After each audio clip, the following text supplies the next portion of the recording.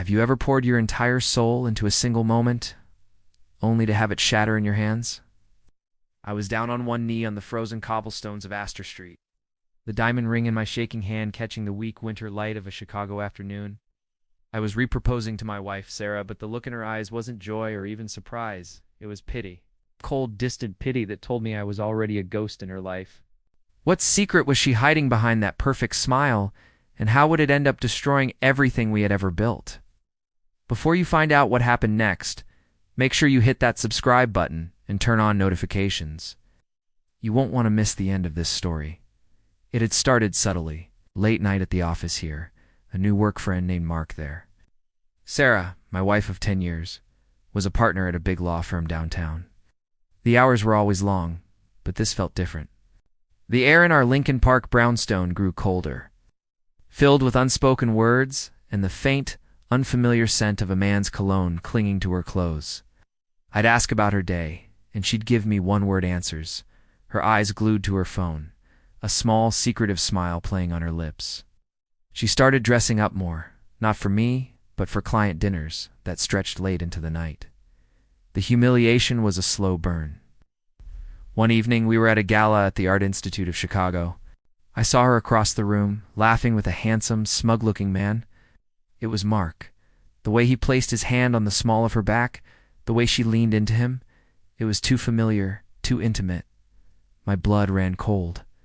I walked over, trying to keep a smile plastered on my face. "Sarah, honey," I said, my voice tight. She jumped, pulling away from him. "Oh, Michael. This is Mark, my colleague I told you about." Mark extended a hand, his grip weak, his eyes full of a triumphant arrogance. He knew, and he knew that I knew. I felt like a fool, a prop in their private drama, standing there in my rented tuxedo. Her behavior became stranger. She'd take calls in the other room, whispering. Her phone, once left carelessly on the kitchen counter, was now guarded like a state secret, always face down, always locked. When I'd try to get close to touch her, she'd flinch, citing exhaustion or a headache. 8. The woman I married, the one who used to trace patterns on my back until I fell asleep, was gone. In her place was a polite, cold stranger who shared my bed, but not my life. The discovery wasn't a single aha moment, but a series of painful little cuts. I found a receipt for a hotel on the Magnificent Mile, a place we'd never stayed, dated for a night she was supposedly at a conference in Naperville. Then there were the credit card statements, lunches for 2 at Gibson's Bar and Steakhouse, jewelry from a store I'd never heard of. Each piece of evidence was a nail in the coffin of our marriage. She became colder, more distant. Our conversations were transactional, about bills and groceries.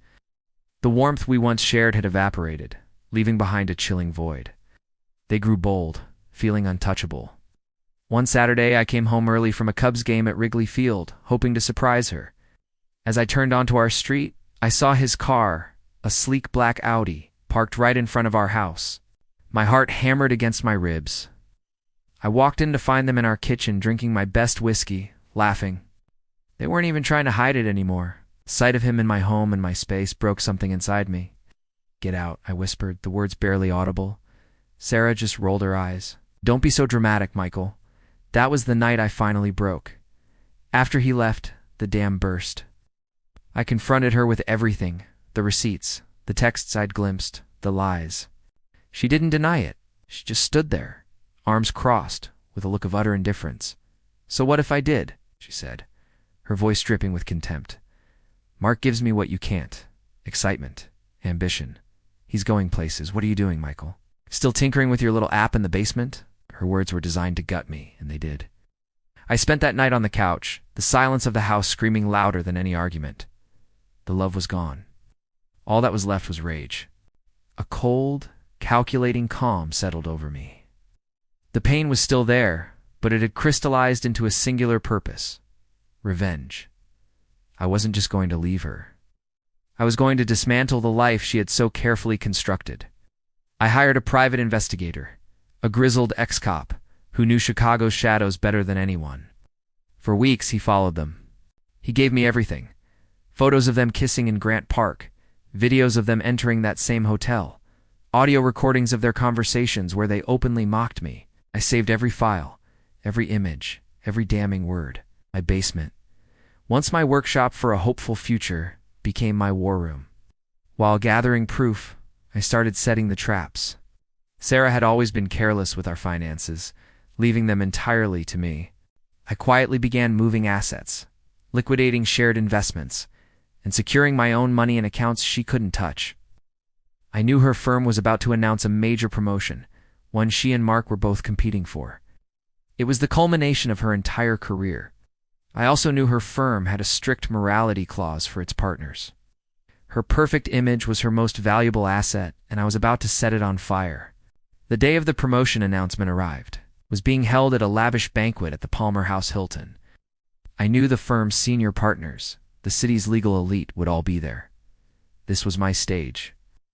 An hour before the event, I emailed a single password-protected file to every senior partner, board member, and key client of her firm. The subject line was simple: regarding the character of Sarah and Mark. The password was even simpler: untouchable. Inside was everything. The photos, the videos, the audio recordings of them laughing about their affair, mocking clients, and discussing how they would celebrate her promotion once she got it. Then, I walked into that banquet hall. I saw Sarah at the head table, glowing, confident.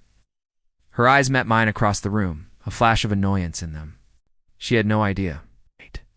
The whispers started slowly at first, a few partners checking their phones, their faces turning from confusion to shock, then to disgust.